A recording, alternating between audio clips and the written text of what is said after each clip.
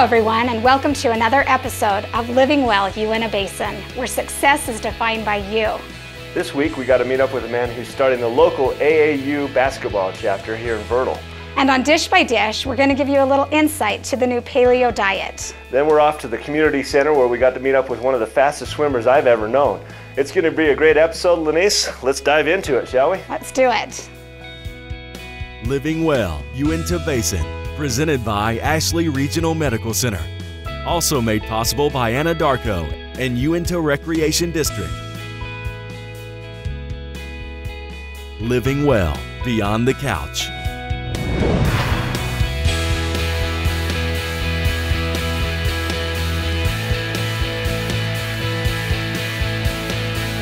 My basketball dream is to go to the NBA and dunk on my coach. It's like the funnest sport to me. I get up at 6 in the morning to play basketball to get better and just work as a team unit. I'd like to play in the NBA one day. Hello everyone, welcome to Beyond the Couch. With me today is Al Parker, all the way up from Atlanta, Georgia, a local physician, and he started a new program here in Vernal, and he's really focusing on basketball. Al, tell me about what you're doing and why basketball? Why'd you choose basketball? Well, I love basketball. There's no sport that I like better than basketball. I think it teaches a lot of lessons, both on and off the court. And I've kind of taken what you started last year in the 6th grade group and trying to continue it.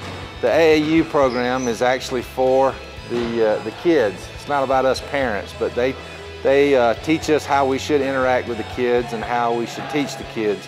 We hope that we will be able to take this group of boys and turn this into an organization from about 4th grade all the way up to varsity age, boys and girls. We've actually already met and started our organizational meetings, and we've accomplished a lot, but I hope by the end of this year we're going to have everything ready to go. You're talking about how we interact with the kids. You know, the old school way was, you know, yell and scream and, you know, really belittle the kids. What does the AAU, what does that teach? How do we interact with the kids with Well, that? I yell a little bit, as you know. Sometimes it's warranted, right? But sometimes. But the point is that we teach kids not by their mistakes necessarily, but by how the positive things that they do. And as we build their confidence and help them to feel better about their game, they feel better about themselves. Having coached basketball, football, and baseball over the years, one of the things I found about kids, sometimes the only place that they can find peace in life is on a ball field or on a basketball court. Yeah. And we're talking about dedication. You know, you're saying 4th through high school. Right now we have 4th grade teams and up through about 8th grade teams, but it's 6 in the morning.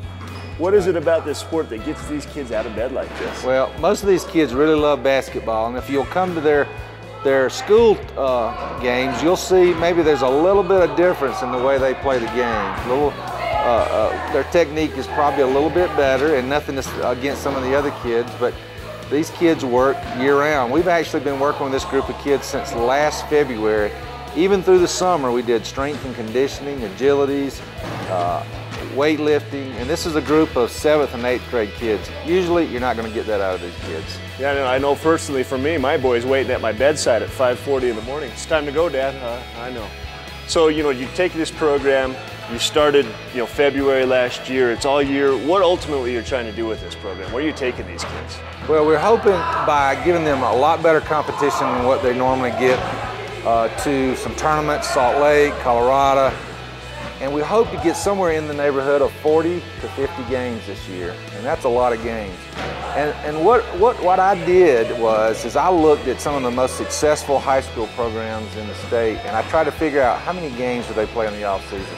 Long Peak, which has been your perennial champion and number 6 team in the state or in the nation right now, they played 50 games outside of their regular season. So we're trying to pattern ourselves over successful programs. We hope to culminate this down at Bigfoot tournament in Las Vegas, which will be a great experience for them.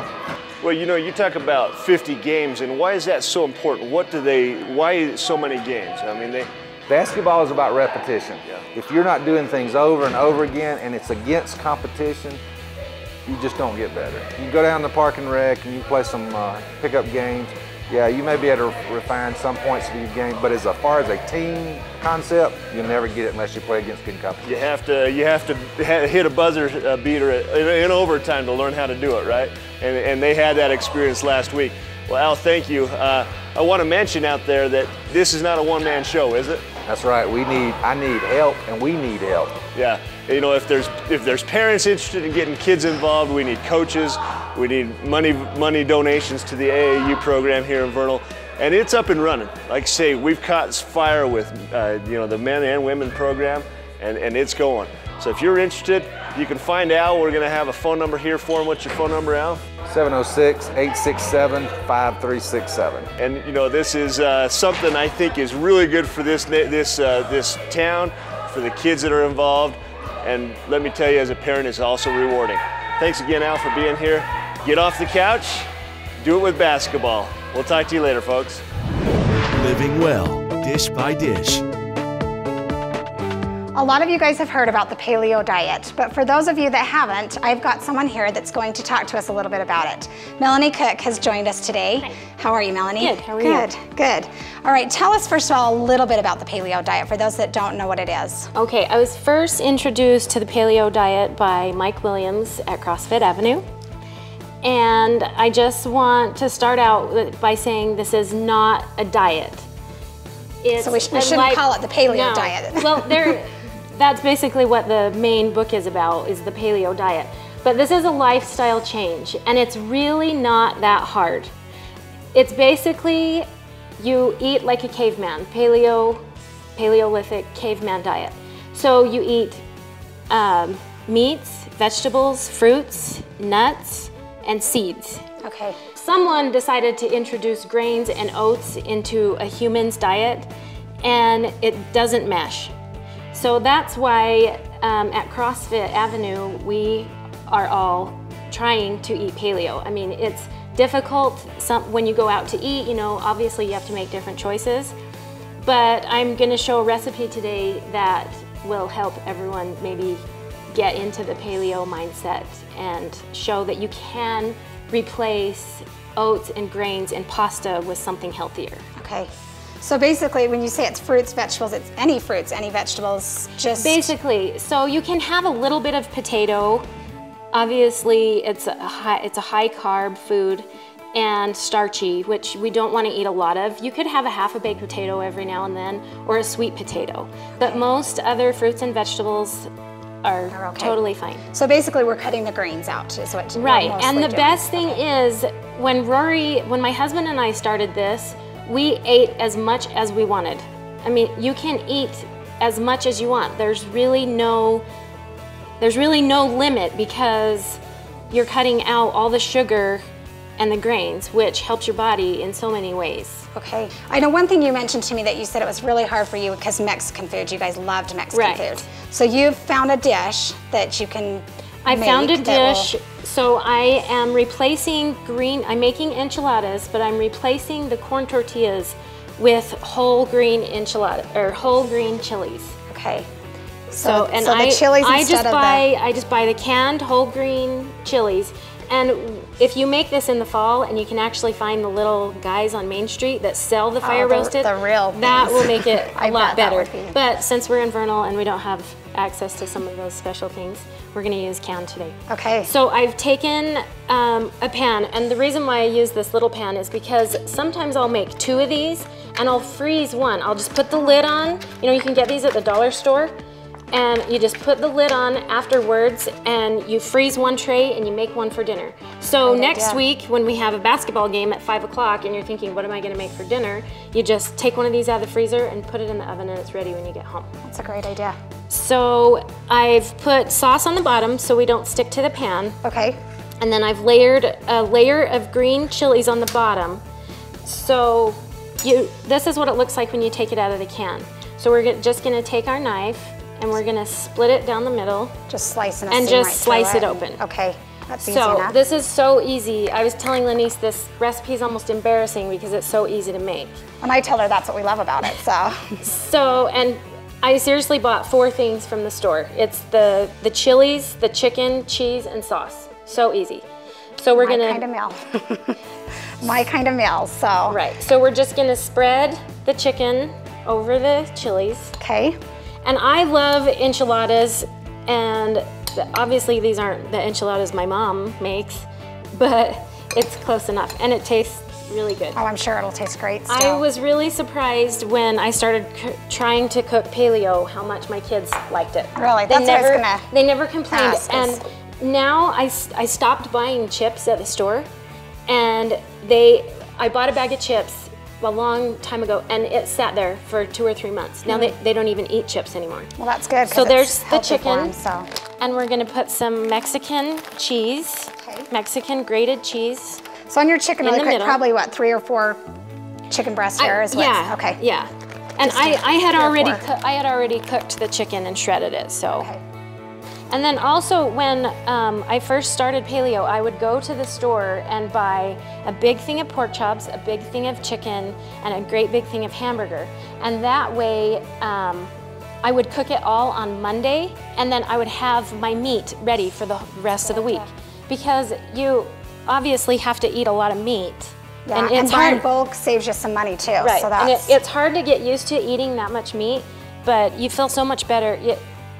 Just your stomach and the way you can achieve, especially at CrossFit, it makes such a difference on the way you eat. Yeah. So we're gonna put some so now more. you're topping it with cheese. So I'm gonna put, oh, let me tell you something really quick. There are 2 different kinds of paleos. Half of paleo people will eat dairy, and there's people who eat paleo that do not eat any dairy at all. I still eat the dairy, obviously, because my kids like it. That's a really hard thing for us to cut out. So there are recipes for dairy and non-dairy paleo. So then after you put more cheese, we're just gonna put the enchilada sauce on top. Okay. And you can you can use red enchilada sauce, green enchilada sauce. You can buy it canned from the store. Okay. And you can also do the same recipe with beef. I'm gonna hold this up just so they can, so this is our finished product here. So you could put beef inside and then cover it with green enchilada sauce instead, or you can do the chicken with red enchilada sauce.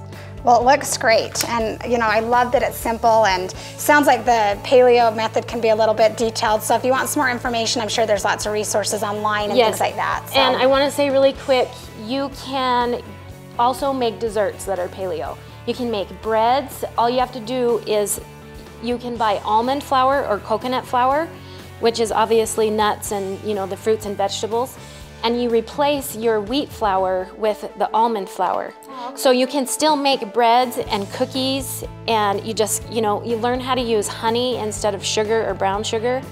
So there are lots of different recipes online. If you want to make a recipe, all you have to do is you can Google paleo lasagna, and a recipe for lasagna will come up, and you use spinach noodles instead of whole wheat pasta or something. Oh, great. Well, that's really neat. I'm glad that you came and showed this to us. We appreciate it. And if you want to get this recipe, she's going to provide it for us, and we'll have it on our website. You can go grab it from there. So thank you again for coming. We really appreciate it, and we'll see you guys next time. Feeling anxious? This segment's health and safety tip encourages you to laugh out loud. When you laugh, your body secretes endorphins, which relieves the nervous tension in your body.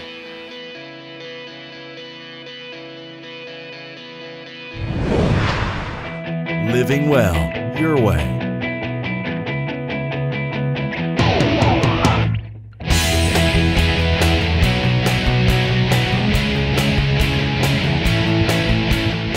Hello everyone, welcome to Living Well Your Way. With me is Rich Bilty. Now I met Rich several years ago in the pool, and everyone knows Rich because he's the fastest guy swimming. Everyone else is racing for second whenever Rich is in the water. In fact, last year, at the Dino Try, Rich swam, excepting one pro. You were second out of the water? Yeah, that's an amazing feat. Now, tell me, when did you start swimming? How did you get this good? Started swimming when I was 8 years old. Parents signed me up for lessons and then moved into age group competitive swimming, swam through high school. Fortunate enough to get a scholarship into college. So paid for a couple years. Got scholarship in college, let's go back to high school. I'm assuming that if you got scholarships in college, you had to be in the state champion type level. I mean, I did well. I should say through age group swimming, I was kind of the joker clowning around the pool, down in the deep end, blowing air bubbles like smoke rings, you know, but bubble rings. And then it clicked in high school, and everything was about finishing and doing the utmost best I could, and I didn't want to lose. I went after where I swam mostly the 200 and 500. By junior year, I got 5th in the 500. Senior year, I was actually fortunate enough to win state champion, and it didn't come without a lot of hard work and effort on your part. Yeah. Went from blowing bubble rings to actually swim, what, 300-400 meters, 3,000 or 4,000 meters probably a session, right? Workouts would be 6,000 to 7,000 yards, afternoon sessions, 3,000 in the morning. During summer camp, my freshman and sophomore year, I actually swam in Indiana College under Doc Councilman, who coached the Olympic team. Went to summer swim camp there. Between my sophomore, junior, and senior year, I swam at Southern Illinois University with the college team there for the summer, and swam for a month to 5 weeks with the college team those summers. So quite a pedigree of tutelage that you've had, and then you went on to college under scholarship. Yeah. And then that was the high yardage too, and then, you know, with hard work, I guess the rewards pay off. They definitely pay off. And now it's just, I've hopped into the swimming 3 to 5 days a week, 2,500 to 3,500 yards, and just make it more comfortable. As we get older, the body doesn't spring back from workouts as well and stuff, so I just try and keep it comfortable. You're talking about swimming as far as a low impact sport. You know, you look at runners, and every step, it jars the whole body. You know, you're talking to somebody who wants to get off the couch, wants to start getting into shape. And how would they approach swimming? It's a low impact sport. It's got to be a great place for someone to start getting into shape, right? Well, it is. I mean, with this facility, we've got, people water walk around the circle. They've got the water aerobics classes. They've got, you can get in a lap. Anybody wants to get in my lane, it's 1 to a lane, sometimes 2, sometimes 3. If I'm swimming a lane, somebody can just hop in and start swimming easy, and I'll just stay on one side. And we all get along. There's anything from people that get in swim 5-6 laps to people swim for an hour like me. Yeah, and talk about a friendly sport. I've been around a lot of sport, and swimming is one sport where everyone kind of embraces everyone else. You know, and I remember when I started, I was doing this head pop thing when I'm swimming, and I think it was actually Rich says, just pretend like you got a lemon underneath your shoulder and breathe like this, and change the way I looked at it. So it's not intimidating. Where do you see yourself going with this sport? Well, what happened was I've just been swimming to stay in shape. I did triathlons in college. Yeah. And then I hadn't done them for 20 years ago. 2 years ago was the first triathlon I'd done in 20 years. And it was the Dino Tri was the first one? Was the first one. And everyone out here can join the Dino Tri, June 29th this year. And it's fun. It's just a lot of really good people, a lot of fun. All the triathlons I did years ago, nothing was as fun as the one up here, and certainly not as scenic. Yeah. But since I've moved to Vernal and started swimming here, what happened was last winter I saw on the internet this long distance marathon swimming, and I saw the Deer Creek. They have a 1 mile, 5K, 10K, and 10-mile swim, and I decided I was going to swim the 10K. And so last summer, which getting in shape for the Dino Tri, we'd go up to Steinecker and swim from the highway to the beach and back. And then last summer, just totally fell in love with the open water swimming. I go up to Red Fleet, kind of swim from the boat launch. They've got all that no wake zone in the back, and just swallow the perimeter, stay out of the way of the people fishing and the people that are canoeing or whatever back in there, and just do that out to the dinosaur tracks and then reverse it back. And I've just really fallen in love with that scenic outdoor. The thing is, you got to be on the water and off before the boaters start getting on. So I'm usually up right at the crack of dawn and off the lake before the boats get on there. And talk about being therapeutic. You're out there in nature, all the noises go away, and you can really just shed some of that stress and that noise that you gain during the course of the day, right? Yep. I love swimming for that. Now also, you've got a sport you started when you're 8 years old. You're 47 now, is that correct? And now you're looking to share it with the next generation, is that correct? Yeah, with my daughter getting back into swimming, she played soccer for years. Now as a freshman, she started swimming again, and so I've been helping with the high school swim team, helping Wendy and Ty, the head coaches, and just help to convey what I can and what I know and work with the kids. Yeah, I think that's great. Living well your way, Rich Bilty does it with swimming. You can do it however you want, but swimming is a great way. If you're looking for something, a goal, you know, find yourself a race, find yourself a friend to come down here with. Rich is a testament to what it can do for you. Thanks, Rich. I appreciate you being here on the show with us. And we'll see you next time, folks. Once again, we had a really great time on our episode. We want to thank our sponsors, those that were on our show today, and also our viewers. And all those out there watching, we want to hear from you. If you have a great story to share or even a tasty recipe, we'd love to hear from you. Contact us at VTV Channel 6 for your stories. And until next time, live well, Uintah Basin.